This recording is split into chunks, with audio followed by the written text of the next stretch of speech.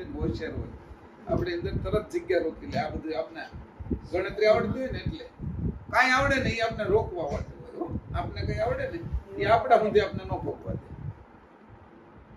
આ પેલું સમજી લો, આપણે કાંઈ આવડે ને એ આપણા સુધી ન ભોગવા દે. કારણ કે એ ઐશ્વર્ય છે. ઐશ્વર્ય કોઈ દી આપણે ન પહોંચવા દે આપણા સ્વરૂપમાં. એ આવી જ જાય, રોકી જ લે. એટલે જ બધા જે બહુ બુદ્ધિશાળી લોકો કેમ રોકાઈ જાય? વ્યાકરણ આચાર્ય રોકાઈ ગઈ. આમાં પ્રાકૃત અને વ્યાકરણ વિશેનો જે તફાવત આપ્યો છે ને, પ્રાકૃત પુરુષ પ્રાકૃત અને વ્યાકરણ છે એમાં એ વાત કરી છે ખાસ. એ ઐશ્વર્ય છે ને, ઐશ્વર્ય રોકી રાખ્યું, બધાને રોકી રાખ્યા. નિરંજન ન હતું બ્રહ્મજ્ઞાન ઐશ્વર્યના કારણે રોકાઈ ગયા. શંકાદિક મુનિઓ એ ઐશ્વર્યના કારણે એ આવડે છે. એ એવું હેરાન કરે છેલ્લી ઘડીએ કે એ પોતાના સ્વરૂપ સુધી ન પહોંચવા. આટલા માટે કીધું મેં રોકી લીધું, તમને અટકાવું છું. આ જગ્યાએ તમને રોકશે. એ સારું ન લાગે ઘણી વખત, પણ એ બુદ્ધિનો વિષય છે. એ બુદ્ધિનો વિષય. હા, એટલે એ બુદ્ધિનો વિષય છે ને આપને એમ થાય કે આ કેમ રોકે છે, અને તમને રોકનારું છે. ઐશ્વર્યમાં લઈ જાય છે, અસ્તિત્વના બદલે અસ્મિમાં લઈ જાય છે. બધી ગણતરી આપને આવડતી જ હોય, પરમ ગુરુને આવડતી જ હોય. હું કામ એને કીધું કે આ બધી ગણતરી તારે છેલ્લે તો ભૂલી જ જવાની છે ને. હા, અત્યારે આપણે શું કરીએ છીએ, બધી ચૂથી જુદું કરીએ છીએ. હકીકતમાં તો આપણે અસ્તિત્વ થવા માટે કરીએ છીએ. આ બધું અહીંયા સુધી તત્વો છે. એટલું બારીક તત્વનું જ્ઞાન આવી ગયું એટલે પછી હા આવડી ગયું એને મને જ જવાનું. આનાથી હું છૂટો છું એમાં જવાનું છે. હા, એ કામનું નથી અને આનાથી હું છૂટો છું એમાં જવાનું. નકર એ આવડી ગયું ને તો કથા કરતા થઈ જાય. કથાકાર કહેવાય, તત્વકાર કહેવાય. એટલે એમાં ઘૂસી જાય. આ રમત છે કે છેલ્લે આમાં કેમ બધાને છેલ્લી પોઈન્ટની અંદર રોકી કેમ રાખો? બધા અસ્તિત્વ ન થવા દે કોઈ દિવસ. એટલે બહુ હોશિયાર થઈ ગયા, પીએચડી થઈ ગયા. એનાથી શું થઈ ગયું? રોકવાનું તંત્ર છે, સ્વરૂપનો પ્રાપ્ત. સાક્ષી આદિ કર્તારમ કૃપાનિધિ પ્રણત કેશનાશાય અનંતાય નમો અલ્પવ્યોમા સર્વવ્યોમા સશરણં સુતલરૂપં ત્વં નમામિ.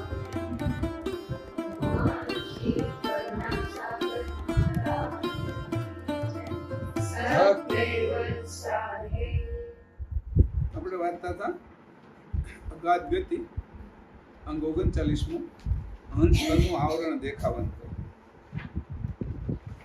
હંસ પોતે છીએ આપણે, અને આપણે આવરણો કેવી રીતે ક્રમશઃ લાગ્યા છે એ તમને બતાવું છું. એટલે એના ઉપરથી જ એની કીધું છે હું જ છું. તું આ રીતે જ છો. આપણે સજાતી છે. તું એ હંસ જ છો અને હું હંસ જ છું. તને નથી યાદ રહ્યું, મને યાદ રહ્યું છે. આટલો ફરક છે આપણો. અને આ બધાની તું ખેંચાઈ ગયો છો. આ બધી જે મોહ માયા કે આ તે કે તત્વનો જે વર્તારો હતો, કે જે ઐશ્વર્ય હતો, કે અસુરતા નૂરતા અક્કલ આરત અને ઐશ્વર્યતામાં તું ખેંચાઈ ગયો અને ચૈતન્યતાની અંદર સ્થિર નથી રહી ગયું. એટલે આ બાજુનું પલ્લું તારું ઊંચું થઈ ગયું અને જડતાનું અથવા તત્વજ્ઞાનનું, સત્વજ્ઞાનનું, બ્રહ્મજ્ઞાનનું તલ હેઠે આવી ગયું. એટલે તું છે એને વિશેષ માનવા મળ્યો. એટલે એને બતાવવા માટે એની આ વાત કરી કે હંસ એ તનું કેવી રીતે ધારણ કરે છે. કોબી ખોલીએ આપણે તો મૂળ કોબી કઈ છે કે આપણે બધા પાંદડા જ દેખાય. છેલ્લે બધું ખોલીએ કોબી છે કઈ એમ. એટલે જે કોબીનું જે મૂળ છે, જે વસ્તુ જેના ઉપર આ બધું ચોટેલું છે, એ હંસ છે. અને એના ડુંગળી, તો ડુંગળીની વચ્ચે શું એવું છે કે જેના ઉપર આ એને છાલાઓ, એની જે ડુંગળી જેને કહેવાય છે, ડુંગળી આખી જ્યારે થાય ત્યારે ડુંગળી કહી છે. પણ એને ઉપરથી તમે કાઢતા જાઓ તો એક એને શું કહેવાય, એનું છોત્ર, પડ નીકળતું જાય, છોતરું નીકળતું જાય. તો છેલ્લે વધે છે હું કે છેલ્લે વધે છે હંસતનું. એ નહીં નીકળે, બધું નીકળી જશે. તારું સ્વરૂપ કોઈ કાઢી શકે એવું નથી. અને જો એ તને બધું કાઢતા આવડી જાય, તને એના ઉપર મોહ ન થાય, હું છું એવો જો અભિમાન ન થાય, તો તને એ કે તારું હંસ તનું ન નીકળે, બીજું બધું તું છોડી શકે. તારું સ્વરૂપ તું છોડી ન શકે. એનું આકર્ષણ મહત્વ એટલું હોય, એમાં ભળી જાય ખરું, પણ એને તું છોડીને જુદું ન પાડી શકે. હંસીનું આકર્ષણ એટલું હોય કે હંસ એની અંદર ખેંચાઈને એમાં ભળી જાય, એનો નાશ ન થાય, એ જળ બાજુ ન જાય. એટલે અહીં કીધું હંસ તનું આવરણ દેખાવાનું. એની 4 ચોપાઈ આપણે વાંચી, 4 પહેલા વાંચી લઉં છું, ગાઈ લઉં છું, અને 5મીથી પછી શરૂ કર્યું. એ પહેલું શરીર કેવી રીતે હતું? કૈવલ હુકમ હંસ લેહ શીરા વ્યાકૃતવત ધરે શરીરા शक्ति की निज आद्य विभूति जीव जंत तन रहित अछूति कैवल हुकम हंस लेह सीरा व्याकृतवत धरे शरीरा. આ પહેલું શરીર નથી, આ પરમ ગુરુ છે. પહેલા પરમ ગુરુ બનાવ્યા. હંસ પુરુષે પહેલું જે સ્વરૂપ ધારણ કર્યું એ પરમ ગુરુ, કારણ કે એને આ બાજુ ઉપદેશ દેવા માટે કઈ સાધનની જરૂર હતી.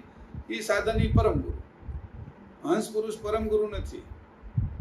આ જે આવરણ છે એ પરમ ગુરુ છે. હું મહેશ નથી, આ આવરણ છે એ મહેશ.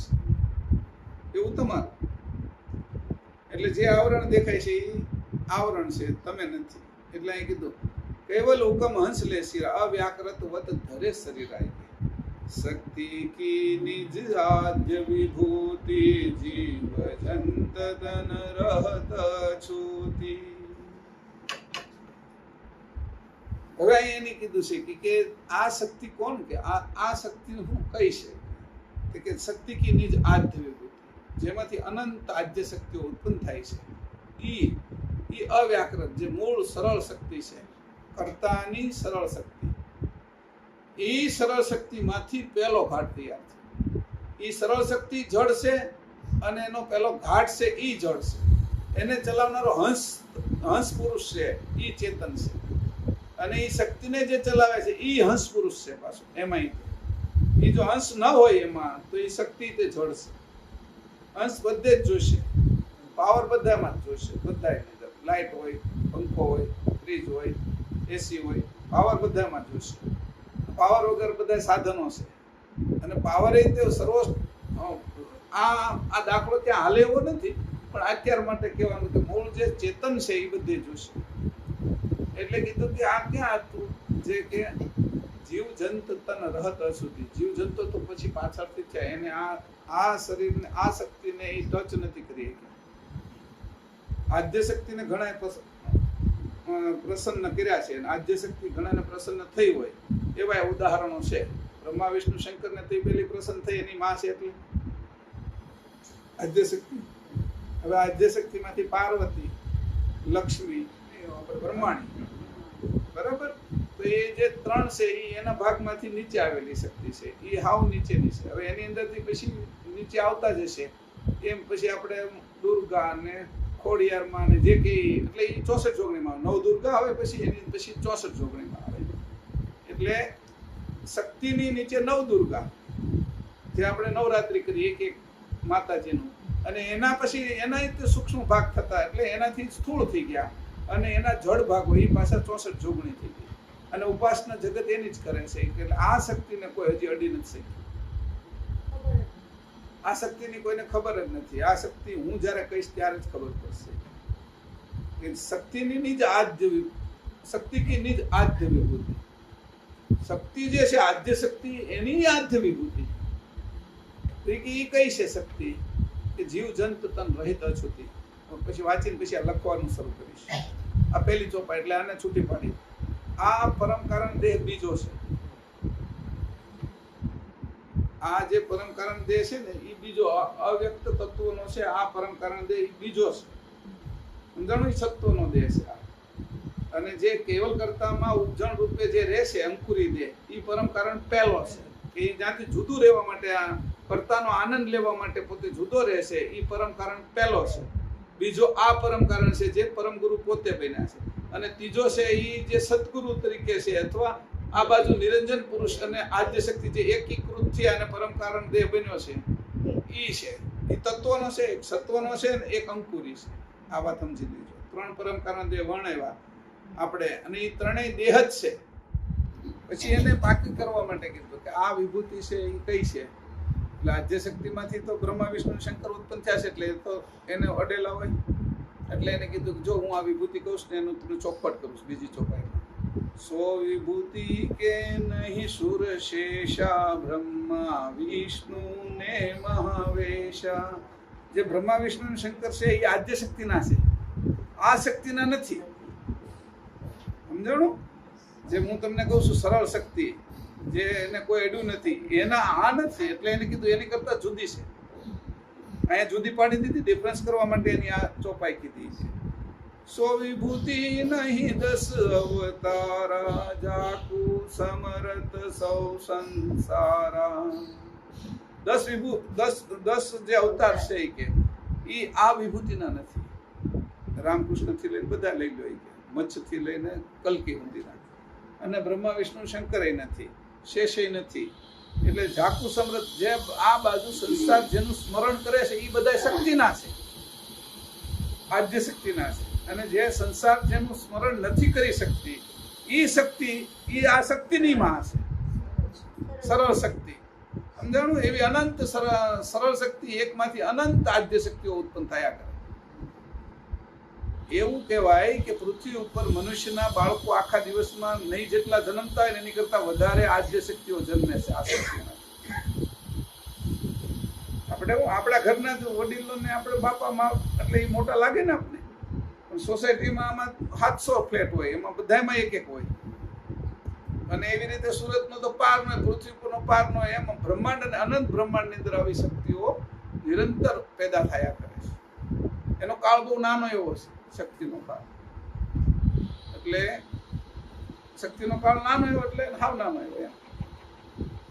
અને આ તો કાલાતીત શક્તિ છે. જે મૂળ શક્તિ છે એ તો કાલાતીત છે. આ જે આદ્ય શક્તિ છે એ કાળની અંદર આવી છે, નિરંજન પુરુષની નીચે આવી છે. ઓલી તો કાળની બહાર છે કે. એટલે એને કીધું, પાછું કીધું, જો આ રીતે ત્રીજી ચોપાઈમાં કીધું, જો વિભૂતિ ઈશ્વર નહીં પાવે તો જીવન કી કુન બસાવે. તે વિભૂતિ કે સજિયા સાજા, કૈવલ કે હંસન કી કાજા. આ એને કીધું, બોલે બધાને નથી જ આપ્યું. એવો એક સાજ તૈયાર કર્યો, એક શરીર તૈયાર કર્યું, એક પિંજરું તૈયાર કર્યું. કે એ કોની હાટું? કેવલના હંસના માટે. હંસ પરમ ગુરુ હજી નામ નથી પડ્યું એનું. એ હંસના માટે પિંજરામાં જ્યારે એ આવશે ત્યારે એ પરમ ગુરુ કહેવાશે. પિંજરું અલગ થઈ જાય તો પિંજરું જળ છે, પરમ ગુરુ ચેતન છે. પણ એને આધાર પિંજરાનો લઈ આ બાદ કે બધું જળ જગત છે, એમાં કોઈને ઉપદેશ દેવા માટે એ અમૃત વાણી સમજીએ કેવા નથી. એટલે આ વાણીએ મારે જવાબ દેવો પડે એવું છે. બાકી તો 6 વાણીઓ હાલે છે નીચે. તો એને અહીં કીધું કે ઈશ્વર નહીં પાવે, નિરંજન નથી પ્રાપ્ત કરી શકતા. ઈશ્વર એટલે નિરંજન. બોલા તો કાઢીને કે બ્રહ્મા વિષ્ણુ શંકર. હવે જે શક્તિ નિરંજનને ઉત્પન્ન કરી હોય એ તો નિરંજનને પ્રાપ્ત કરીએ કે ને, નિરંજન એને તો સ્વાભાવિક પ્રાપ્ત કરીએ કે ને. પણ આ નિરંજન જે શક્તિને પ્રાપ્ત નથી કરી શકતા એની હું વાત કરું છું. એ વિભૂતિ જે સાજ સજ્યો, એ સાજુ કોના માટે સજ્યો? કે કેવલ કે હંસન કી કાજા. ત્રીજી ચોપાઈમાં પાછળની લાઈનમાં કીધું, કેવલના હંસ માટે તૈયાર કર્યો. આપણા બધા માટે. આપણે બધા કેવલના હંસ જ છીએ. આ અહીંયા દેખાડે છે કે આ રીતે તું પણ છો. હું જે મારું વર્ણન કરું છું એમ તું અત્યારે નથી બરાબર સમજતો, એટલે તું આવો થઈ ગયો છો, સ્ત્રી પુરુષ રૂપ થઈ ગયો છો. આ પાંજરાઓ તે જેમાં તું પાંજરામાં જેમાં જાને એમાં થઈ જાય. સમજાણું? પેલા એક વખત મેં ઉદાહરણ આપ્યું હતું કે અહીંયા સર્કસ આવ્યું હતું ને ત્યારે અમારે હીરામાં મંદી આવી હતી. એટલે અમે આપ્યું હતું ને એક વખત, ખબર છે તમને? કે સર્કસ આવ્યું હતું. એટલે અહીંયા પેલા સર્કસ જુદા જુદા આવે, એમાંથી એક સર્કસ આવ્યું હતું. તો એમાં છે આ લોકોએ તરત છે એ કંઈક કાયદો આવ્યો કેન્દ્ર સરકારનો કે પશુઓની ઉપર અત્યાચાર ન કરવો અને પશુઓને છે એ ખેલવા માટે કામમાં ઉપયોગ ન કરવો એમ. હવે આ સર્કસ ચાલુ હતું ને એની અંદરથી આ બાજુ હીરામાં મંદી આવેલી. એટલે મંદી આવેલી એટલે ઓલા કારીગરો હાવ રખડતા થાય કે કરવું શું કે કામ ધંધો ને ખાવાનું કંઈક કરવું ને. એટલે સર્કસ વાળાએ કીધું ભાઈ તારે રહેવું છે, હું કહું એ કામ કરવાનું. તારે શું કરવાનું કે તારે છે એ વાંદરાનો વેશ પહેરી લેવાનો આખો, અને આ જે પેલા અમારું પાંજરું છે ને એમાં હૂપ હૂપ કર્યા કરવાનું, એવા ખેલ બતાવવાના લોકો રાજી થાય એમ. કે વાંધો નહીં, અત્યારે ખાવાનું તો મળી રહે કે. એવી રીતે પછી હૂપ હૂપ કરતા કરતા પાંજરામાં એટલું બધું હૂપ અને પાવર આવી ગયો, તાળીઓ પાડવા માંડ્યા. આ હાચા વાંદરાને ખોટો વાંદરો હાચા કરતા વધારે એવું કામ કરે. હાચો વાંદરો એટલું બધું કરે ને, આ તો રાજીને રેડ કરી દીધા. એમાં બાજુનું પાંજરું સિંહનું હતું ને, એમાં એ ઘૂસી ગયો. અને ઓલો સિંહ આમ આ લોકો પાસે સ્પીકરો મૂક્યા હોય સિંહના અવાજના, અને સિંહનો અવાજ આ તો મૂંઝાઈ ગયો. એ કે હવે મારી નાખ્યા કે સિંહ, હવે સિંહના પાંજરામાં ઘૂસી ગયો. પછી ઓલા સિંહમાંથી ઓલો બોલો કે બીડી બીડી છે એ કે એને હોતી આવો જ બનાવેલો, સમજાણો? એ સિંહનો ખોટો, આને વાંદરાને જે મેને ખોટો, આને કીધેલું નહીં એકબીજાને, સમજાણું કે આ વાંદરો ના સિંહ ની બધું આમાંથી જ બનાવ્યું છે એમ. એટલે આ બધા પાંજરાઓ તૈયાર કર્યા. અને એ પછી હાચા ન હોય, સાચું તો જે એને ધારણ કરનારો છે એ તો બીડી કાઠિયાવાડી હોય બધા, એને હીરા ગણતા ને બીડી તમાકુ વ્યસન હોય. એટલે ઓલો પછી આ આવ્યો ને એટલે ઓલો બોલ્યો કે આ મારી લાગે છે મારી જેવો જ કે અહીંયા 3-4 દિવસથી શું ને કોઈ બીડી આપતું નથી, કે તું કઈ તારી બીડી બીડી છે કે તો પી એમ બોલો સિંહ બોલ્યો. એટલે આવી રીતે આ બધા પાંજરાની અંદર સાચાઈ કી નથી. આપણે આ વાત એટલા માટે હસવાની નથી, સમજવાની છે. આ વિષય આપણે પાંજરાની અંદર છે કે અહીંયા કીધું તો એની ઉપરના છે નિરંજન પણ આ પ્રાપ્ત ન કરે. જો વિભૂતિ ઈશ્વર નહીં પાવે તો જીવન કી કુન બસાવે. તો જીવ કેવી રીતે એ સમજી શકશે મારી આ વાત કે તે વિભૂતિ કે સજિયા સાજા કેવલ કે હંસન કી કાજા. હવે ત્યારે કીધું કે અમે પાંજરું તો તૈયાર કર્યું છે, હંસ હુકમ શક્તિ ગુણ સાજુ. હવે તમે કહેશો કે હંસનો હુકમ છે, શક્તિ ગુણ સાજ. આ સાજ ક્યાંથી સજ્યા? શક્તિ નહોતી, ગુણ નહોતા, આ અવ્યક્ત તત્વો છે. હમણાં હું લખવાનો છું. આ જે છે શક્તિ ગુણ સાજુ, એ કયા તત્વો હતા કે જે હજી વ્યક્ત નથી થયા. અવ્યક્ત તત્વનો જે દેહ લીધો એ શક્તિ ગુણ અને સાજ, એનો સાજ તૈયાર કર્યો છે.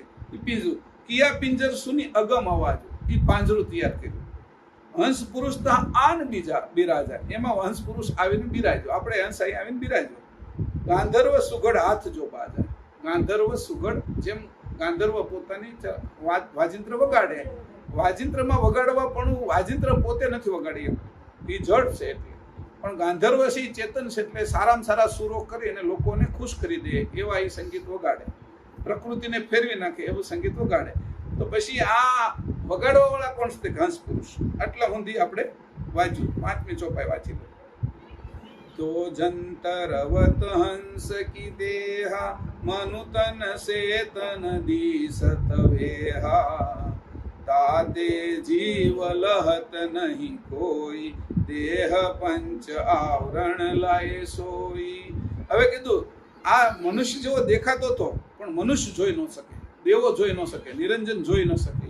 આ જે અવ્યક્ત તત્વનો ચોલો હતો એ પણ કોઈ ન જોઈ શકે. પરમ ગુરુને હંસ પુરુષને તો જોઈ નહોતા શકતા, પણ આવો દેહ હતો તો પણ એ આંખમાં આ નજરમાંથી વચ્ચેથી પસાર કરે. એવા તત્વો હતા અવ્યક્ત તત્વો કે એમાં કઈ રોકાય એવું નહોતું. આપણી દ્રષ્ટિ રોકાય નહીં. આમ લલિતભાઈને વીંધીને વહી જાય, આ દિવાલને વીંધીને વહી જાય, એમાં દેખાય નહીં કાંઈ વચ્ચે. એવો જ દેહ હતો. એટલે પછી એ કીધું મનુષ્ય તો જોઈએ કેવા નતા, દેવો તો જોઈ ને ચેતાવા જાય તો કોઈ જોવે તો ચેતાવે ને. એટલે કીધું અહીંયા 5મી જો જંતર હંસ કી દેહ, આ જંતર રૂપે હંસનું જે દેહ હતો એ પરમ કારણ દેહ પરમ ગુરુનો.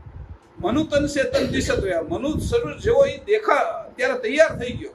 તાતે જીવ લહત નહીં કોઈ, એને જીવ કોઈ એને જોઈ શકે એવું હતું નહીં. આ દેહને દેહ પંચ આવરણ લાય સોય. પછી 5 આવરણ પાછા લાવ્યા, એને પાછા 5 આવરણ ચડાવો હોય કે તો એ કે આ દેખાય એવો થશે. પછી પ્રથમ હંસ પુરુષ અવિકારી, પંચુ દેહ ઓલેથી ધારી, પછી નીચેથી પહેલી દેહ ને હવે પહેલી દેહ આ બાજુની વહીવટ માટે શરૂ કરે છે. ઓલું જે પરમ ગુરુનું શરીર છે, પરમ ગુરુ શરીર છે, સમજાણું? પછી પ્રથમ દેહ જ્યારે કે આ મેં 5 આ તત્વનો દેહ બનાવ્યો, પણ છતાંય કોઈને એ ઉપદેશ આપવા જાય તો એને કોઈ જોઈ ન શકે. આપણે સૂક્ષ્મ દેહને નથી જોઈ શકતા, કારણને નથી જોઈ. આપણે હાવ જડ છીએ. એટલે સૂક્ષ્મ વાળા હોય પાછા સૂક્ષ્મને જોઈ શકે, કારણ વાળા હોય કારણને જોઈ શકે, અને પાછા નીચેના બેને જોઈ શકે. પરમ કારણ વાળા છે એ જાણતા હોય, જ્યાં જાગ્રત હોય તો નીચેના 3 દેહને જોઈ શકે, કારણ સૂક્ષ્મ અને સ્થૂળ. અને એવી રીતે જો પરમ કારણ દેહ હોય તત્વનો નિરંજન પુરુષનો તો એ નીચેના 4 એને જોઈ શકે. પણ વહીવટ કરવો હોય તો પાછું એને હતી નીચે આવવું પડે. પરમ કારણમાંથી વહીવટ ન થાય. એને મહાકારણમાં વહીવટ કરો તો મહાકારણ જેવું તત્વ લેવું પડે, અને એને સ્થૂળમાં વહીવટ કરવો હોય તો એને સ્થૂળ તો 5 તત્વોનો લેવો પડે. એટલે અહીંથી હવે 5 તત્વોની શરૂઆત કરે છે. એટલે હવે હું આ જે પરમ ગુરુનો દેહ છે, પરમ ગુરુદેવ, પરમ ગુરુનો નહીં, હંસ પુરુષનો દેહ, ઈ પરમ ગુરુ, ઈ હું તમને અહીંયા કહું છું. ઈ ક્યાંથી લીધું તો ઈ કે અહીંયા તમે જુઓ,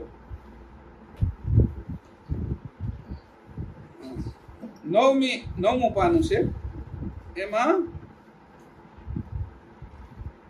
પરમ ગુરુ અરુણેશ ચેતન્ય ખાન રૂપે એ જે લખ્યું છે ને, એમાં પતિની ઉપજણથી આ માત્રા ઉદય લઈ થાય છે. આપણે આ અહીંથી શરૂ કરીએ, બરાબર. નીચે પરમ ગુરુનો જે લખ્યું ને દેહ, પરમ ગુરુ દેહ, આ સોહમ ચરણ, બરાબર. હવે કીધું અહીંયા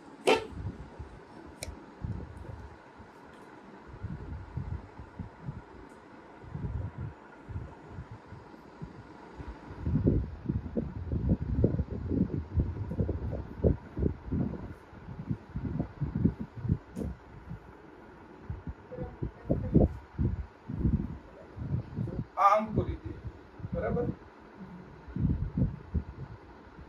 હવે આ બીજો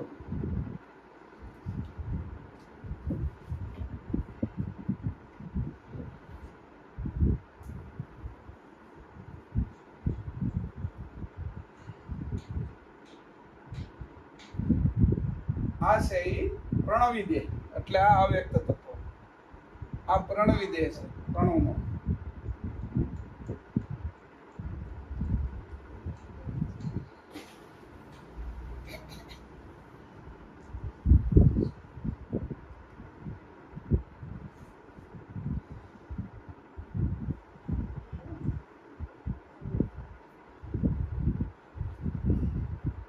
હવે આ છે એ કેનો બનેલો છે, એટલે એમાં કીધું કે આ વસ્તુ ક્યાંથી ઉત્પન્ન થઈ છે.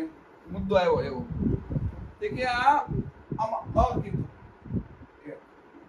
કે એ શું છે કે પતિની ઉપજણથી આ માત્રા ઉદય એને લઈ થાય છે.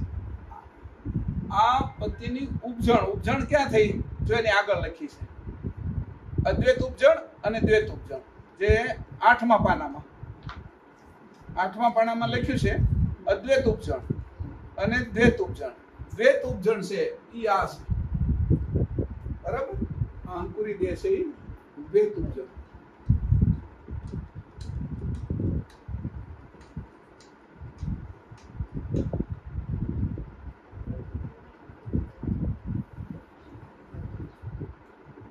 બરાબર. આ દ્વૈત ઉપજણ છે અંકુરી દેહ.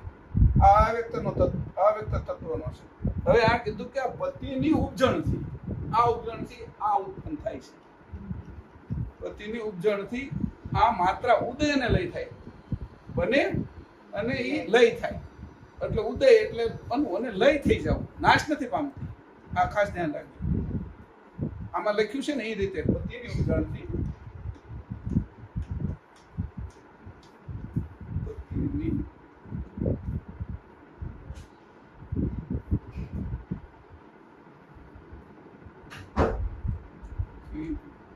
આ માત્રા ઉદય લઈ થાય છે.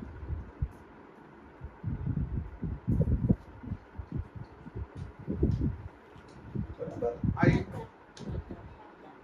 માત્રા, બરાબર. હવે બોલ એમાં હું છું, મહદ બ્રહ્મથી શુદ્ધ અવ્યક્ત ભાસ માત્રા થાય છે.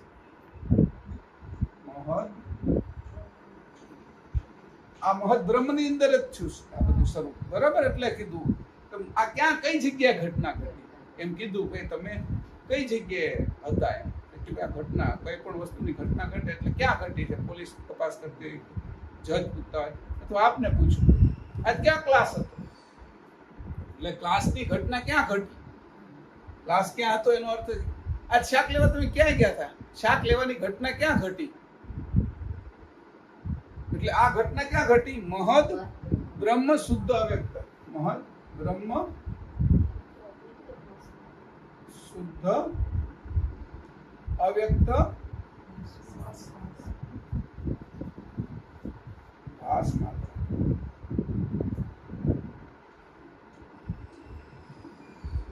આ તે મૂળ જે છે એનો ભાસ જ છે. આ જે અદ્વૈત ઉપજણ છે એનો ભાસ છે અને કેવલ કરતાનો ભાસ એ પ્રકાશ બ્રહ્મ છે. બ્રહ્મ ભાસ રૂપે છે. સમજાણું? એટલે કીધું ભાસ ભાસ માત્ર.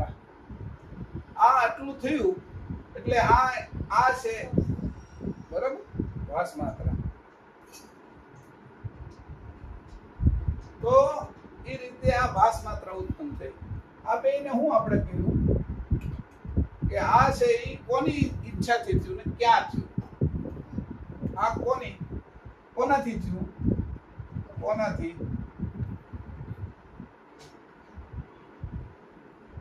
આ કરતા ના કૃત એવું સમજી લો. બરાબર? આને આપણે એવું સમજીએ કે આ ઉપજણ આના કરતા છે. હા, આ બાજુના કરતા આપણે કહીએ ને, હા, મૂળ કરતા ને આ જે છે એ ઉપજણ જે ઉત્પન્ન ને હા સ્વકર્તા નહીં. બરાબર? પતિની ઉપજણથી. આ પતિ નથી કીધા, પતિની ઉપજણ કીધી. પતિ એ અલગ છે. કૈવલ. આ કૈવલ. બરાબર? અને આ છે એ ઉપજણ. આ દ્વૈત કરો અને અદ્વૈત કરો. આ કૈવલ છે. એટલે આ કોની એવું લખી નાખ્યું. કોની? આનો પ્રશ્ન છે. અને આ હું છું ક્યાં? બરાબર? આ બે પ્રશ્નના જવાબ આપ્યા. કોની અને ક્યાં? પતિની ઉપજણથી આ માત્ર ઉદયને લઈ થાય છે. અને પાછું કોની અને શું બે એક છે. ઉદયને લઈ થવું. કોની અને શું બે આવી ગયો. શું થયું? આનીથી શું થયું? એટલે કોની અને શું બે લઈ લઈએ. હું આમ લખું છું નાનું, પણ તમે છે ધ્યાન રાખજો. આ રીતે છે જોજો એટલે તમને આમાં સ્પષ્ટતા આવશે. કોની અને શું એટલે બે પતિની ઉપજણથી અને આ માત્ર ઉદય લઈ થાય છે. એટલે શું થયું? એ ક્યાં થયું? કે મહદ બ્રહ્મ શુદ્ધ અવ્યક્ત ભાસ માત્ર. એની અંદર એ જે ભાસ હતો એની અંદર આ બધું થયું. એટલે આ આખું સ્થાન થઈ ગયું. થયું હું હવે એવો પ્રશ્ન છે મૂળ કે કઈ વસ્તુને તમે ભેગી કરી ત્યાં જઈને તમે કર્યું હું? અગાધ ગદી વાંચી કર્યું હું ત્યાં એમ. ભલે સ્થાને તો પૂગી ગયા, સત્સંગ કર્યો, પણ કર્યું હું વાસ્તવમાં શું કર્યું છે? કે અમે આ જે તત્વની જે વાત હતી અવ્યક્ત તત્વની એ અને અગાધ ગતિનું 39મું અંગ વાંચતા થાય.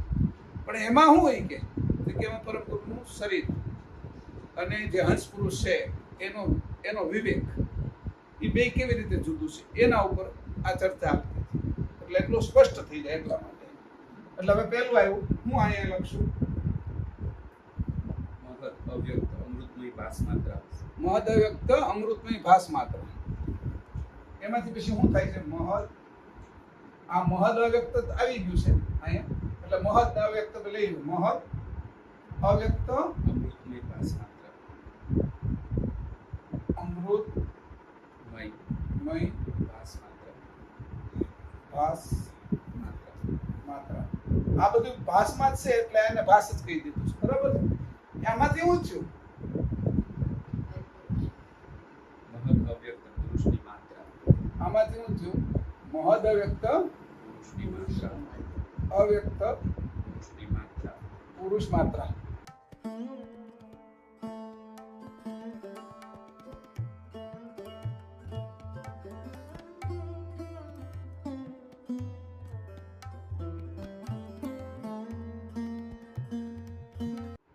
પુરુષ માત્રા સીધું આવશે. મહદ અવ્યક્ત પુરુષ માત્રા.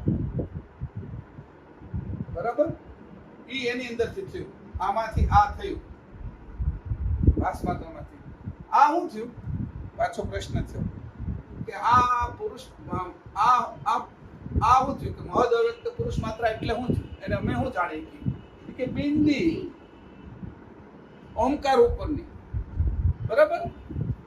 આ જે મૂળ ઓમકાર છે એની વાત છે. ત્યારે આ બધા આપણે વિકારી ઓમકારની વાત જ નથી. બરાબર? ઓમકાર ક્યાં ઉત્પન્ન છે એની આપણે વાત કરી છે. ઓમકારનું ભજન કરે એની વાત જ નથી કરતા. ભજન એને ખબર જ નથી ઓમકાર શું છે.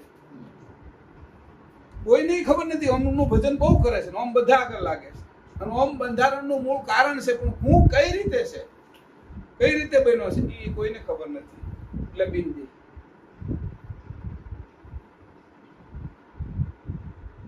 બિંદી, બરાબર. હવે બીજું શું છે? પછી મહદ અવ્યક્ત શુદ્ધ અર્ધમાત્ર. મહદ અવ્યક્ત શુદ્ધ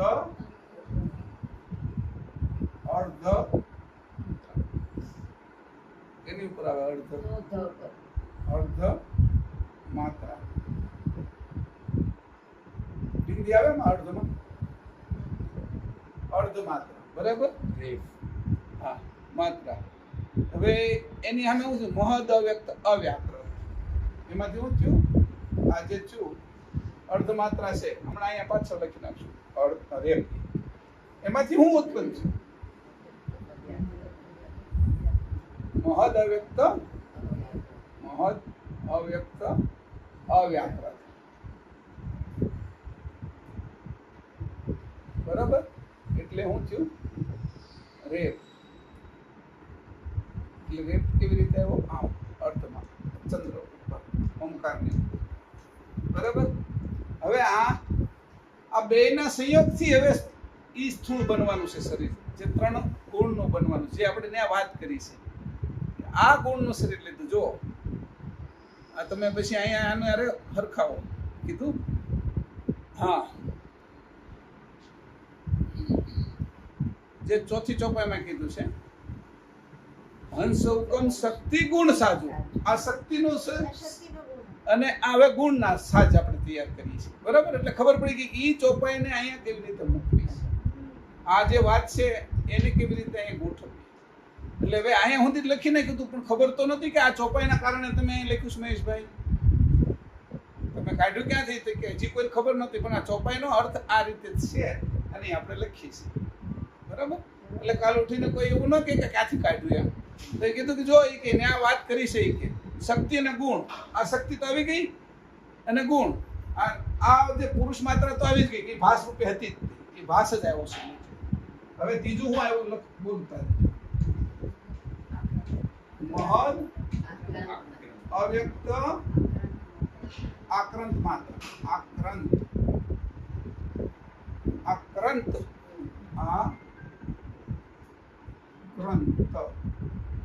માત્ર. હવે એમાંથી શું થયું? મહદ અવ્યક્ત શુદ્ધ તમોગુણ. મહદ અવ્યક્ત શુદ્ધ તમોગુણ. અકાર ઉકાર ને મકાર. આને હું કીધું? એટલે મકાર. આને હું કીધું? મકાર. મકાર કેવો છે કે આ રીતે એટલે આવી ગયો, એટલું પાકું છું. આની ઉપરનું પાકું છું, આ મકાર છે, બરાબર. હવે કીધું અવ્યક્ત આક્રાંત માત્ર. આની પહેલા આકૃતિ નહોતી બનેલી. આ આકૃતિ, આક્રાંત એટલે આકાર ઉત્પન્ન થવો, આકાર લેવો. આક્રાંત એટલે આકૃતિ થઈ જાવી, ઈ આકાર બંધાવવું. આમાં વીજળી જતી, સમજાણું? એનો આકાર નહોતો થયો. હા, પણ એટલે ઈ આકાર સ્વરૂપ છે. એટલે આકાર આક્રાંત માત્રામાંથી ઈ તમોગુણ નહીં, આક્રાંત માત્રામાંથી તમોગુણ છે. એટલે એમ ગણવાનું. તમોગુણ છે એટલે આ રૂપ થયું એમ નહીં, આ ઊંધું થઈ જાય, કારણ કે અહીંથી હેઠે આવેલું છે, બરાબર. એટલે મકાર છે. હવે આ હું આવ્યું મહદ અવ્યક્ત શાંત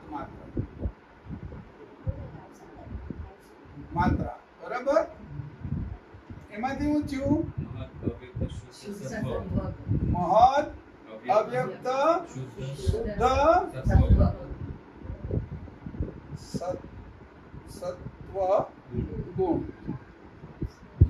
બરાબર. હવે એને હું કીધું આપણે? અકાર ઉકાર. અને કીધું ઉકાર, બરાબર. ઉકાર. ઉકાર એટલે હું?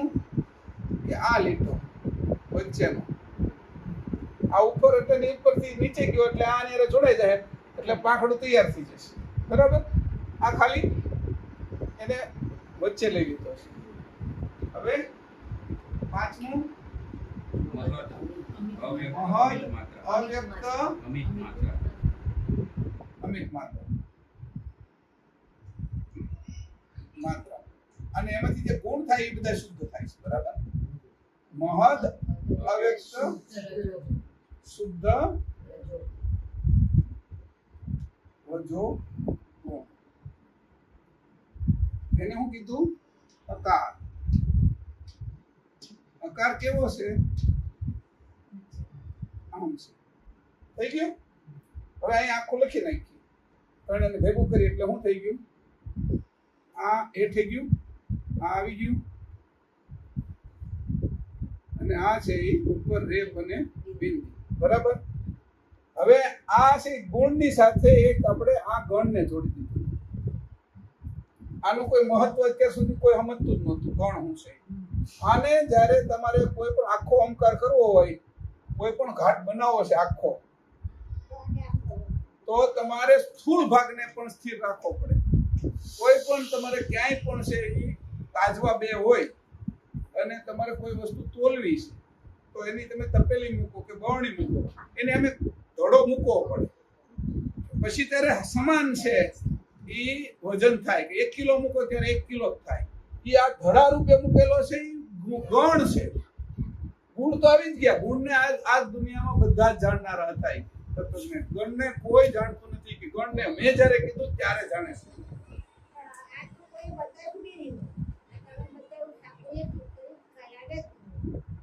પણ એ ક્યાંથી લાવે એને તો ખબર જ નથી કે ક્યાંથી લાવે આ તો પારનું છે પણ નિરંજન નહીં આ ક્યાંથી લાવે કોઈ નિરંજન ની બહાર ગયા હોય તો લાવે ને જાણ ક્યાંથી લાવવાની તમે કે લાવ્યા જ નથી એમ પણ તમે એ સ્થાને ગયા હો કે તમે હીરા લાવ્યા જ નથી હીરા માર્કેટમાં ગયા હો તો લાવે ને શાક માર્કેટમાં ગયા ને હીરાની આશા રાખો તો કેમ લાવે એ તો હીરા માર્કેટમાં ગયો હોય તો હીરા લાવે ને એટલે આ અહીંયા સુધી પહોંચી હોય સુરતા અને ત્યાં સુધી જઈ શકતો હોય તો લાવે નકર આ કઈ સમજવામાં આવે જ નહીં કોઈ કેવી રીતે તમે માનો આ ઓમકારની વાત આ કોણ કરી શકવાનું છે આ ઓમકારની વાત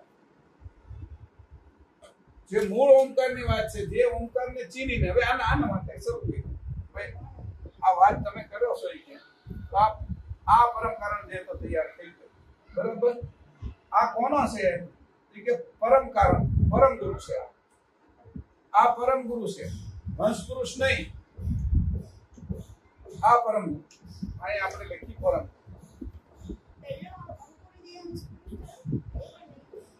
નહીં એ હંસ પુરુષ એ કેવો હું કામ હંસ પુરુષ થયો એ કેવલ ધામમાં અલગ રહેવા માટે આવરણ છે અંકુરી જે માનવ ઉદરમાં બાળક છે એ ઓર રાખે છે એ એના કારણે અહીંયા એને આનંદ લેવો છે આ પહેલું આવરણ છે પણ ઈ આ બાજુ આવવાનું નહીં કેવલ ધામમાં રહેવાનું આવરણ છે જોજો કેવલમાં નો ભળી જાય અને એનો આનંદ જ્યાં સુધી કલ્પા લે ત્યાં સુધી એનો આનંદ મોજ ચેતનનો લે એના માટે આ રીતે અંકુરી દેહ રાખે છે પણ એ અંકુરી દેહ આપણે જે વર્ણન કર્યો એ નહીં અવ્યક્ત તત્વનો આ અંકુરી દેહ જ ને જુદું રહેવાનું છે જે માના ઉદરની અંદર આપણે જુદું કેમ રહેવાનું ઓવર કરીને રહેવાનું ને જો ફૂગો ન કરીએ તો આપણે મરી જઈએ તો મરી ન જવા માટે કારણ કે તરત ભેળવી દે એના મૂળ મહત છે ને એ અગ્નિ આ અગ્નિને ભેળવી દે એટલે ચૂસી જાય તરત અંકુર તો ઝીણો અંત હોય ને શુક્રાણુ એના અંશ તો ઝીણો અંત હોય ને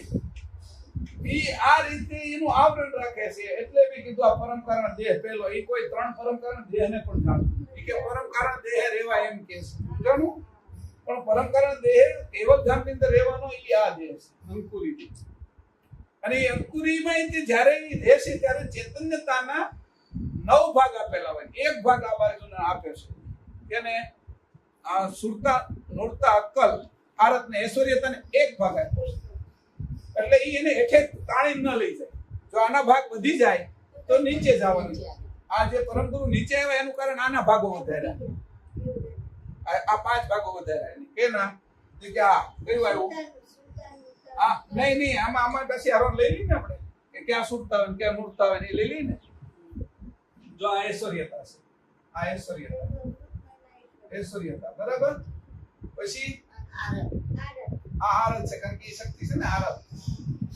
પછી આ સુટતા છે કારણ કે તમો કોણ છે ને પછી અક્કલ જળ તત્વનું આવી ગયું ને અક્કલ પછી મૂર્તા બરાબર કારણ કે સ્થૂળ આમાંથી રજોગુણ મૂર્તા જો આમાં આવી ગયા હવે હવે જો આના ભાગ વધાર્યા તો નીચે આવવાની શરૂઆત થઈ આના ભાગ ન વધારે અને એ એક જ ભાગ રહેવા દે અને આના ચૈતન્યતાના 10 ભાગ કરે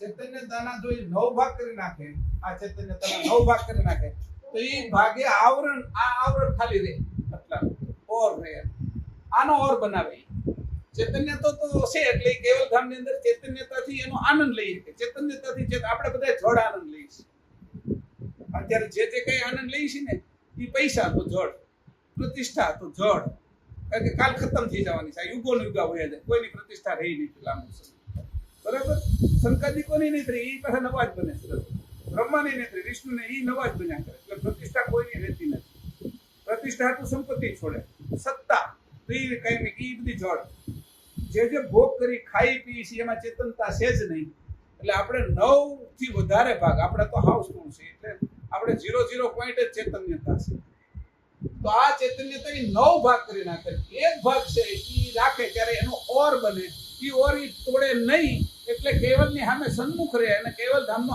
આનંદ લે આ ચૈતન્ય છેલ્લે જ્યારે બધું હંકેલી લે ત્યારે આ આવરણને તોડી નાખે બ્રેક કરી નાખે એટલે કેવલમાં ભળી જાય ત્યાં સુધી જુદો રહે અને એ આનંદ છે આ આનંદ આપણે લેવા એટલા હેઠા ઉતરી ગયા એ આનંદનો હું પાર હશે એ સુખની હું મારે વર્ણન કરવું કે એટલે એ સુખ લેવા માટેની આખી વાત કરી બરાબર એ આ આખો દેહ સમજાઈ ગયું આ આખો દેહ તમને મેં 3 પરમ કારણ દેહ કીધા પરમ ગુરુ ઈ પોતે શરીર અને હંસ પુરુષ એની વાત કરી હવે આગળ પાછા જે લખશું એટલે ખબર પડે આ લખવાથી શું છે સ્પષ્ટતા આવે હવે અહીંયા આની પાછી એક વિગત કરવા માટે આની એક સાબિતી આપો એટલે સાબિતી આપવા હજરત સાગર સ્તુતિ ચોપાઈ પહેલીમાં છે એ હું હમણાં વાંચું હજરત સાગર ચોપાઈ સ્તુતિમાં ચોપાઈ પહેલીમાં છે એની ન્યા હજરતે આ વર્ણન કર્યું એટલે જુઓ એમાં સ્તુતિની અંદર પહેલી ચોપાઈ છે ઓમ પ્રથમ ન જળત જ ત્રિયે માસ તપકી જપે અમર નિજ જાપ કુ લીએ પરમ ગુરુ જી આ પરમ ગુરુને ઓળખાય હંસ પુરુષને ન ઓળખાય હજરત સાગર હજરતભાઈ પરમ ગુરુને ઓળખ્યા આને હંસ પુરુષ જે અલગ રહી ઓમ પ્રથમ આ જે ઓમકાર છે એનું ભજન કર્યું અનજળ તજીને કારણ કે આ ઓમકાર તમે જ્યારે બોલો ત્યારે અનજળ એની મેળે છૂટી જાય કારણ કે શુદ્ધ તત્વનો છે અને અંદર આ જે વિકારી તત્વો નથી એટલે આને રોશન સમીરામાં થાય નાભીમાં માની નાભી જોડાયેલી હોય ત્યારે આપણે ભૂખ તરસ નથી લાગતી અને શરીરનું બાહ્યથી અંદર આંતરિક બંધારણ થાય આ એટલે અહીંયા શરીર વિશે રોશન સમીરા હવે 3 માસ તપ 3 મહિના આ તપ કર્યું 90 દિવસ 3 મહિના એ તપ કર્યું એટલે પછી તપ આમાં 9 છે એટલે એ પૂર્ણ જ આંકડો કીધો 9 મહિના એ પૂર્ણ એટલે 3 મહિના એટલે કહી દીધું એની દિવસોના હિસાબે 90 દિવસ જપે અમરની જાપ આ જે જાપ છે એ આ જાપ નથી બધા જપે છે એ નહીં અમર છે જાપ અને નિજ જાપ છે નિજ જાપ એટલે આ અંતસ્કરણ ન સાંભળી શકે આ જાપ નિજ જાપ એટલે અંશનો નિજ જાપ છે એ જે જપાય છે એ અંતસ્કરણ ન જાણી શકે તમે જ્યાં સુધી જાણો છો ત્યાં સુધી જે નિજ જાપ નથી એવો નિજ જાપ જપ્યો પણ એ ક્યારે જપ્યો જ્યારે આ રોશન સમીરા શરૂ થયો ત્યારે લીએ પરમ ગુરુ ચીન આ પરમ ગુરુનું આ શરીર એ સમજી ગઈ જે હું તમને સમજાવું છું હજરત બા આ શરીરને સમજી ગઈ એવું લખ્યું છે પહેલી ચોપાઈ બરાબર પહેલી સ્તુતિની પહેલી ચોપાઈમાં એટલે હવે આને તમે આગળ હાલી આપણે મેં તમને કીધું હતું કે શરીર કેવી રીતે હવે અહીંથી છે એ શરૂઆત કરીએ આપણે કે આ પરમ ગુરુનું સ્વરૂપ તો અહીં આવી ગયું કે પરમ ગુરુ ઉપદેશ દેવા માટે જે હંસ પુરુષે શરીર લીધું હતું એ હવે આ જે સ્વરૂપ છે ઉપરનું એને બે રમતારામ ચીની ગયા આ અચરજ ચીની ગઈ અને જે પરમ ગુરુનું કુબેર સ્વામી નામનું જે સ્વરૂપ હતું એને નારાયણ સ્વામી ચીન્યું બરાબર એટલે નારાયણ સ્વામી જળ બાબતમાં વધારે રહ્યા અચરજ છે એ મધ્ય બાબતમાં વધારે અને બોલો ચેતન પક્ષની અંદર ઓલા બે રમતારામ હતા ને એ જાણનારા રમતારામ જેટલું ઊંચાઈની અંદર કોઈ જઈ નહોતું શીખ્યું આ સૃષ્ટિમાં એ બે રીતે રમતા રમતા જ આ બાજુ આ સૃષ્ટિમાં આવી ગયા હતા એના માટે કઈ બહુ મહત્વ નહોતું એની કઈ પણ પ્રકારની કોઈ વસ્તુ કરી નહોતી પરમ ગુરુની સેવાય નહોતી કરી પણ સમજણ એટલી મોટી હતી કે સમજી ગયા હતા આ વિશે આમ તો સમજણ જ લઈને આવેલા એટલે સમજતા વાર ના લાગે હાવ અભણ માણસ કોઈ ગયો ડોક્ટર ની આગળ તો એને સમજતા વાર લાગે કઈ પણ જ્યારે ડોક્ટર કોઈ બીજા ડોક્ટર આગળ ગયો હોય તેને સમજતા વાર ના લાગે એટલે એ એવી સ્થિતિમાંથી જ અહીંયા નીચે આવેલા આ બંને એ જોડવું હતું એટલે એને રીત આવડતી હતી પદ્ધતિ આવડતી હતી કારણ કે બે ભાગ હતા એમાં નર અને નારીના બંને ભાગો લઈ લીધા હતા એટલે જે નર તત્વનો જે અંશ હતો ઈ અને નારી તત્વનો અંશ હતો એટલે એ પૂર્ણ હતું આખું અધૂરું તો જાય નહીં પુરુષ એકલોય ન જાય ને નારી એકલી ન જાય નારી એકલી ન જાય કારણ કે નર એકલો ન જાય એ બે જઈ ન એટલે પછી અર્ધનારેશ્વરની એક આપણે કલ્પના આપી બહાર જવાની અર્ધનારેશ્વર જ્યારે બંને ભેગા છે ત્યારે જ પૂર્ણ છે પૂરો સમાધિ છે એકલી નારી જ્યાં સમ આદિ અડધે સુધી સમ થાય છે સંપૂર્ણ નથી થતા કારણ કે બંને જે તત્વો છે એની પરિપૂર્ણ સ્થિતિ છે એ 8 અને 2 ભાગ જે જુદા પડ્યા છે એ બેને સમાન કરી લે છે ત્યારે થાય છે અને એ કોઈ તત્વમાં નથી એ સમજણના વિષયમાં છે તો ઓલા બે ઈ સમજનારા હતા એમાં એક નારી રૂપ હતો અને એક નર રૂપ હતો બે અંશ જ હતા એ બે પણ એટલા હોશિયાર હતા કે આને એ જાણનારા હતા એટલે એ પરમ ગુરુની આગળ એક દિવસ નથી રહ્યા થોડો સમય જ રહ્યા અને એ જેટલું આ બધા એને કોઈ છે 50 વર્ષ કોઈ 60 વર્ષ કોઈ 70 વર્ષ પરમ ગુરુને હારે રહ્યા ત્યાં સારસામાં કોઈ ભક્ત હતા કોઈ હરિજનો હતા કોઈ છે એ સંતો હતા મુંડિત સંતો હતા એમાં આટલો લાંબો સમય રહ્યા એની અધિકાર પ્રાપ્ત થયો એટલો હારવાર રહ્યા એટલે સત્સંગનો એક અધિકાર પ્રાપ્ત એને અધિકારે પ્રાપ્ત થયું આને સમજણે પ્રાપ્ત થયું અને કોઈ સેવા નહોતી કરી કોઈ આરતી એના માટે કાંઈ પણ નહોતું કર્યું એના માટે કોઈ દાન કે પુણ્ય કે એવું પણ એના માટે એને કઈ આપ્યું નહોતું એની કશું જ નહોતું આપ્યું ખાલી સમજણ જ એની અંદર હતી તો બધા કરતા ઝડપથી શીખી રહ્યા ગયા સમજણ કે સોય એવું લખ્યું છે એના માટે બીજું કાંઈ કરવું ને એનો વધારે કોઈ ઉલ્લેખ ન કર્યો પણ એટલા બધા હોશિયાર હતા કે મારી વાત છે એને એ તરત જ જાણે યથાર્થ રૂપે સમજી શકતા અનુભવ કરતા હતા નરવેદને તો એટલો લાંબો સમય લાગ્યો અચરજને 3 મહિના લાગ્યા કે આને બેને કોઈ સમય ન લાગ્યો આ બેના વિશે કોઈ કારણ કે એની કોઈ પ્રકારની ઉપાસના કરાવી જ નહીં કારણ કે એ અધિકાર માટે ઉપાસના કરવી પડે કોઈ પણ વસ્તુ તમારે અધિકાર લેવો ડોક્ટર થવું છે તો તમારે ભણવું પડે વકીલ થવું છે તો ભણવું પડે તમારે નેતા થવું છે તો સમાજના કામ કરવા પડે એ અધિકાર તમને પ્રાપ્ત થાય પછી એ અધિકાર આને કોઈ અધિકાર કિંચિત હતો કે અધિકારના બહુ મોટા નહોતા કિંચિત અધિકાર હતો થોડો પણ સમજણના મોટા હતા એટલે કે એને મારે આપી જ દેવું પડે અધિકાર તો કોઈ આપનાર છે આ તો લઈ જાય સમજણનો હોય લઈ જાય ઓલો તો આપવો પડે સેવાના બદલામાં આપે સમજાણું આ અધિકારી એટલો હોશિયાર હોય કે ઓલો આખો મહિનો જે સેવા કરે આપણા ઘરમાં કોઈ વાળવા વાળા હોય કચરા કોઈ ડ્રાઈવર હોય એ કામ કરતા હોય તો મહિને આપ 15-20 હજાર રૂપિયા આપણે લઈ જતા પણ આ એવો હોશિયાર હોય કે આવીને તરત જ તમારા ઘરમાંથી લાખ રૂપિયા લઈ જઈએ એને સમજણ હોય કઈ રીતે લેવા અને વળી પછી તકલીફ ન પડે ચીટર નહોતા પાછા સમજાણું એ એમ કહેતા હતા કે હું તમને એટલા સમય પછી એટલા રૂપિયા મળશે અને એ આખું સમજાય નહીં ગયા અને પછી મળવા નહીં હોય LIC વાળા હતા એ આપણે ગમે એમ કરીને મગજમાં ઉતારી દે કે આ લેવું જ જોઈએ તમારે એટલે એ રીતે લઈ જાય એમાં એને લાખ રૂપિયા મળી ગયા આપણે 1 કરોડનો વીમો ઉતાર્યો અને ઓલા એ આપણે થોડો સમયમાં જ સમજાય લઈ ગયા અને ઓલે આખો મહિનો કામ કરે ત્યારે 10-15 હજાર રૂપિયા આપીશ કે આમાં અને ઓલામાં શું છે કે આ અધિકારી છે એના પૈસા દેવા પડે અને આ સમજણ છે આની આગળ એટલે એ લઈ જાય છે આ બે એટલે સમજણ કે સોય, આ બે ને અલગ પાડ્યા મેં. કે આ જે પરમ કારણ દેહ છે એની વાત કરી. હવે આગળ વાત છે કે આ હજી કોઈને કઈ દેખાતા નથી પરમ ગુરુ. આ બાજુ આપણે જળ છીએ એટલે આપણે કેવી રીતે દેખાય? દેવોય જળ હતા, નિરંજન પુરુષ જળ હતા એટલે દેખાય નહીં. આ બધાને આ કોને દેખાય? જે ઉપરના 11 ધામો છે ને એને દેખાય. ઉપરના 11 ધામો વાળા જાણે, પણ એને કઈ ચેતવવાના હતા નહીં. કારણ કે 11 ધામોની અંદર આ પરમ ગુરુ દેખાય. નિરંજન ધામમાં આવવું હોય તો એને પાછું નિરંજન જેવું જાડું શરીર લેવું પડે. એટલે આ પોતે 11 ધામોને છોડીને આવ્યા. અલેખ ધામ, અચ્યુત ધામ, અજર ધામ, શૂન્ય શિખર, મહાશૂન્ય શિખર, અમિત, પરમ પ્રકાશ, ગંભીરા, અલેપમ ધામ, અરુટ શૂન્ય, અલીલ શૂન્ય ને કૈવલ ધામ. એ 12 ધામ છોડીને આવ્યા. 11 ધામમાં કઈ એક ધામ પોતાનું છોડ્યું અને 11 ને પાછા છોડી દીધા. એમાં ઉભા ન રહ્યા, રોકાણા નહીં. એટલે ત્યાં તો એને કહેવાની જરૂર નહોતી. એ સમજેલા જ હતા એ બધા. તો આ પરમ ગુરુ હવે નીચે આવે છે.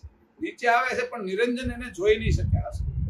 એટલે હવે પછી સ્થૂળ ધારણ કેવી રીતે કરવા, ત્યાંથી વાત શરૂ થાય છે.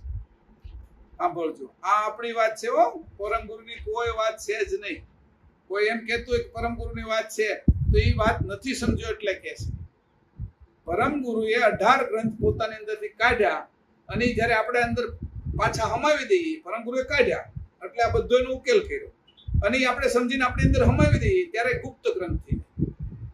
ગુપ્ત ગ્રંથ ગતિ ખુદન કી કહે કુબેર સમજાય. આ ગુપ્ત 18 ગ્રંથો જે કીધા એની જે સમજણ છે એ આપણી અંદર સમાવી દઈએ એટલે આપણે આ સ્થિતિ પહોંચી. આ ગુપ્ત ગ્રંથ વાંચવાનો છે. 18 ગ્રંથ વાંચવાના નથી. 18 ગ્રંથ ખાલી ઉપરનો અભ્યાસ કરવા માટે. એ ઘાટમાંથી એની બહાર કાઢ્યા છે કે જે રીતે હું ઘાટની અંદર જે આખું જે હાલી રહ્યું છે, આખું અનંત બ્રહ્માંડો ચાલી રહ્યા છે, કૃત જે હાલી રહ્યું છે અને અકૃતિ જે ચાલી રહ્યું છે અને સકર્તાય છે, એની બધી વાત હું 18 ગ્રંથમાં કરી દઉં છું. પણ એ તો ચોપડી છે, જ્યાં પડી ત્યાં પડી રહે. ચોપડી એવી રીતે જે એની અંદરથી તમારે લેવાનું છે સમજણ રૂપે, એ જાણ લઈ લેશો એટલે તમારો 19મો ગ્રંથ કહેવાય.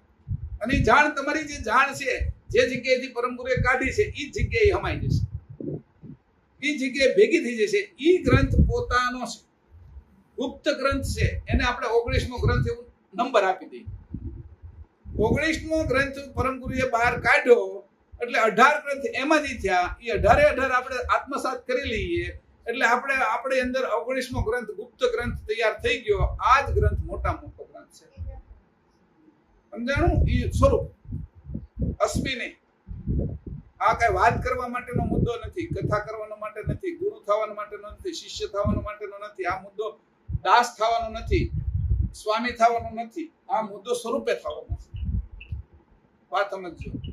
આ સમજણ બાકી થઈ જાય તો બાકી શું રહેશે કે બાકીની જે વસ્તુ છે આ બાજુની નીચે આવી જઈશું. હવે અસ્મિ શરૂ થાય, અહીંથી અસ્મિ શરૂ થાય છે. ઉપરનું તરત અસ્તિત્વ છે.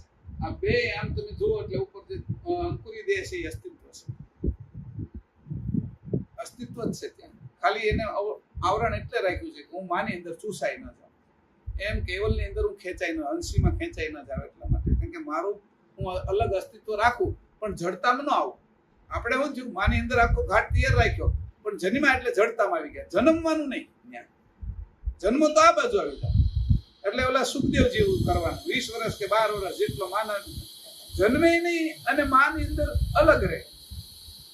એવી જે રીત છે એ રીત અંકુરી દેહની અંદર શીખવી પડે આપણે. અને આ રીત છે એ સ્વાભાવિક થઈ જાય પછી. કે આપણે ત્યાં પહોંચીએ ને એટલે સ્વાભાવિક થઈ જાય. બસમાં બેઠવા, ટ્રેનમાં બેસો એટલે પછી કઈ આપણે હાલવું ન પડે. ટ્રેન હાલે, પ્લેન હાલે, આપણે બેસવું પડે, ટિકિટ લેવી પડે. એટલે મેં કીધું આ કોઈ દાસનોય નથી ને સ્વામીનો વિષય નથી, શિષ્ય અને ગુરુનોય નથી. કેમ કે ત્યાં સુધીમાં બધા અભિમાનો પૂરા થઈ જાય. દાસ્ય ભાવે પૂરો થઈ જાય, સાંખ્ય ભાવે પૂરો થઈ જાય, સખા ભાવે પૂરો થઈ જાય. નવધા ભક્તિ કાંઈ કામની નહીં, પ્રેમ લક્ષણાય કામની નહીં. 10મી આ બાજુના વૈરાગી કામના નહીં, અષ્ટાંગ યોગી કામના નહીં, 6 દર્શની કામના નહીં, 4 વેદી કામના, 108 ઉપનિષદો અહીં સુધી ન પહોંચે. એને ખબર જ નથી, અદભુત હાલે જાય છે બધાને. હું જે વાત કરું છું જો સમજમાં આવે તો, નકર તમને મારી વાત એ અદભુત લાગશે, પણ એટલું બધું સ્પષ્ટતા વાળું છે એટલે ખબર પડી જાય કે ભાઈ અહીંયા જે સ્પષ્ટતા છે એ બીજી ક્યાંય હતી નહીં. એ કથાઓ હતી, કથાઓ નચિકેતાની. આ સ્વરૂપની વાત છે. એ ધૌમ્યની ને એની કથાઓ હતી, એ ગાર્ગીની અને જનકની ને અષ્ટાવક્રની યાજ્ઞવલ્કની ને એની કથાઓ છે. ઉપદેશ જુદો છે. આ એ ઉપદેશ પછીનું સ્થાન છે. કથામાં જે ઉપદેશ મળે એના પછીનું સ્થાન છે. બેન આવે જ ત્યાં મેં કીધું શરૂઆતમાં જ આવીને બેસી ગયા, ગણતરી કરાવવા તમને નાને બધાને ખબર પડી ગઈ તારા તું વહી જાય ને ભાઈ, અહીં મારા હું જે ગણતરી કરું એમાં તારું સ્થાન નહીં આવે. એટલે અહીંયા કીધું એને કોઈ નહીં, બેન અહીં ઉભા જ નથી થઈ, એને બળતરા હાલવાની છે કે ભાગવાની છે. આ તાકાત જ નથી કોઈ. અહંકાર અને માયા આ ખમીએ સ્વરૂપ આ પ્રાપ્ત થયું કે આ વજન કઈ બીજાથી ઉચકાય? વજન નથી બીજાથી કેવી રીતે ઉચકાય? ઓલાને તો વજન ઉચકવાની ટેવ છે, આનું વજન નથી કેવી રીતે ઉચકવું? આને ઉચકું તો વજન તો થયું ને. આ બધાને વજન ઉચકવાની ટેવ છે, આ નથી વજન એને ઉચકવાની. ઈ કોણ ઉચકે? આટલું મોટું વજન કોઈ ઉચકે કે નથી વજન ઉચકવાનું? એટલે એક વખત બેસી જવાનું છે પ્લેનમાં, ગાડીમાં, આપણી ફોર વ્હીલમાં, ટ્રેનમાં. એટલે બાકી પછી આપણે હાલવાનું નથી. સમજણ હાલે છે આગળ અને ત્યાં કઈ એવો ભાવ રહેતો નથી. એટલે પરમ ગુરુ આપણે માથે એટલે જ રાખવાના છે કે આપણે અહંકાર ના એમ છોડવાનું નહીં. આખરી સ્થિતિમાં પોગીએ નહીં ત્યાં સુધી તો વચ્ચે છોડી દો ને તો આપણું અભિમાન એટલું મોટું થઈ જાય કે અસ્મિમાં કરી જાય, તરત હું બ્રહ્મ છું એવો અસ્મિ લાગી જ જાય. એટલે તમને ત્યાં કોણ ઉગારે? એટલે ને ઉગારવા માટે આપણે આ એક બાકી રાખ્યું કે બ્રહ્મોસ્મિ ન લાગે એટલે તું પરમ ગુરુ માથે રાખ. પરમ ગુરુ શરીર રૂપે જ છે. હંસ પુરુષ ને એ અલગ છે શરીર. હંસ પુરુષ એ પરમ ગુરુના શરીરથી અલગ છે. હવે અહીં આપણે આટલી વાત કર્યા પછી હવે હું પ્રથમ આ બાજુની જે નિરંજનની નીચેથી શરૂ કરીશ ને એને પછી આવતા ક્લાસમાં લઈશ. આ સ્પષ્ટ થઈ જાય એટલા માટે એક ચોપાઈ વાંચી લઉં છું. છઠ્ઠી ખાલી વાંચું છું, અર્થ નહીં કરી. પાંચમી પહેલા વાંચું પછી છઠ્ઠી વાંચી લઉં. યોજંતર વત હંસ કી દેહા મનુતન સેતન દી સતવેહા. આ શરીર તો દેખાય છે, વેશ તૈયાર થઈ ગયો છે, પણ આ બાજુ ઓળખાશે નહીં કે મનુષ્ય જેવો શરીર થઈ ગયું છે પણ ઓળખાશે નહીં. એ બધું પ્રકાશ વાળું છે કે વચ્ચેથી વયું જ જશે, પસાર થઈ જશે. જેમ ઘણા સંતો હતા પરમ ગુરુનું શરીર જે એવું જ હતું કે એનો ફોટો પાડો ને તો ફોટો ન આવે, આજુબાજુ વાળાનો ફોટો આવે, કારણ કે તત્વોના છે.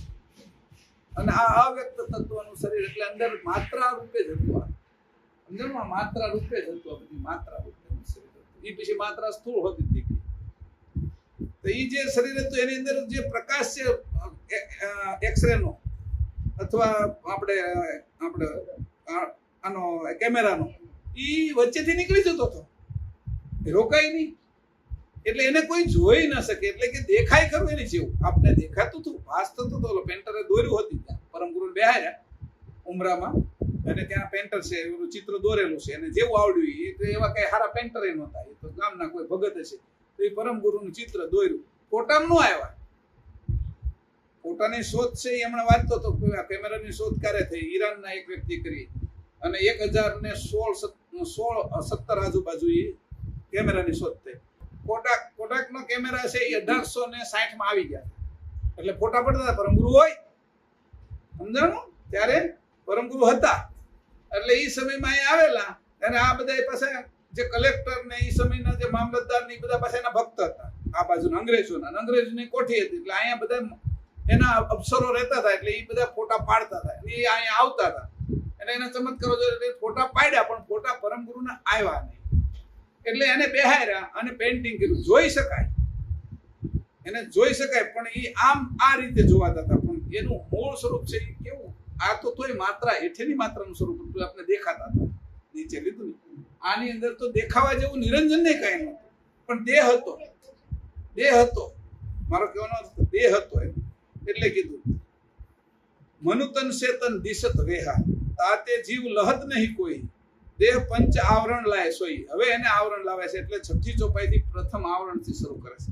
પ્રથમ હંસ પુરુષ અવિકારી, પંચુ દેહ ઓર લેથી ધારી, પહેલી દેહ નિરંજન તેલીની તેજોમય તન માત્રા કીની પ્રથમ હંસ પુરુષ વિકારી પંચુ દેહ ઓરલેથી ધારી પહેલી દેહ નિરંજન તેલીની તેજોમય તન માત્રા કીની તેજોમય તન માત્રા કીની તેજોમય તન માત્રા લીધી છે આ માત્રાઓ નથી હવે થોડી જાડું પડ કરતા જાય છે ઈ પડ એટલું એટલે આ લોકો પહેલા આપણું જે મલમલ હતું ને એટલું બધું પતલું બનતું કે કાકો તાકો વીટીની અંદરથી પસાર થઈ જતો એમ કહેતા અને કોઈ બાદશાહની કુંવરીએ એટલું બધું વેન કર્યું કે તું કે આ મને આના કપડા પહેરવા છે તો એને 16 પડનું કર્યું અને એ પહેરાવ્યું તોય એના પિતા જોઈ ન શકે એમ કીધું કે એટલું આમ પારદર્શક હતું કે 16 વડું એમ હવે આ પડ કરતા જાય છે આ પડ કરતા જાય છે તો એવી રીતે જ આને કીધું કે આ જે છે પ્રથમ જે મનુષ્યનો જે પુરુષ વિકારી અવિકારી પુરુષ હતો હંસ પુરુષ અવિકારી હંસ પુરુષ છે અને અવિકારી એનો દેહ છે આ વિકારી નથી એને ઈ દેહ તો ઈ પંચુ દેહ ઓરલેથી હવે જે 5 દેહ લેવાના ઈ આ બાજુના લેવા ઓરલું કહેવાય આ ઓરલું છે નિરંજન ઓરલું અને ઓલું છે એનાથી પર છે ઓરલાથી પર એટલે ઓરલામાંથી પહેલો દેહ નિરંજનમાંથી લેશે ત્યાંથી પછી આપણે ઓલા 5 દેહ કેવી રીતે લેશે એનું આપણે લખીને વ્યવસ્થિત રીતે સમજશું આનો ફોટો પાડી લીધો એટલે ધ્યાનમાં કરુણા સાગર ભગવાન કી જય કરુણા સાગર મહારાજ કી જય સત કેવલ સાહેબ